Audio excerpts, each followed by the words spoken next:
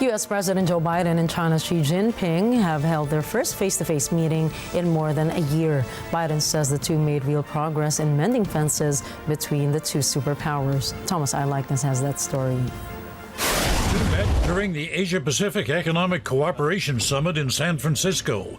Biden says he and Xi have agreed to keep the lines of communication open. He and I agreed that each one of us could pick up the phone, call directly, and would be heard immediately. During the 4-hour meeting, the two agreed to restore military-to-military communications in a bid to ease soaring tensions. But they remain far apart on the issue of Taiwan. The Chinese president told Biden to stop arming the island, adding that reunification is unstoppable. Beijing claims sovereignty over Taiwan and has not ruled out seizing it by force. On other issues, China has agreed to tackle the production of ingredients for the drug fentanyl, responsible for a deadly epidemic of opioid deaths. The two countries also agreed to hold talks on artificial intelligence. Biden says they have to ensure that competition between the two nations does not veer into conflict. For his part, Xi says planet Earth is big enough for the two countries to succeed.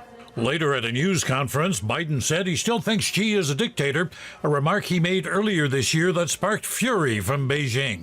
Well, look, he is. I mean, he's a dictator in the sense that he is a guy who runs a country that is a communist country that is based on a form of government totally different than ours. Outside the meeting venue, protesters burned a Chinese flag. Demonstrators are protesting Xi's visit, saying the world should know about the atrocities he's committed.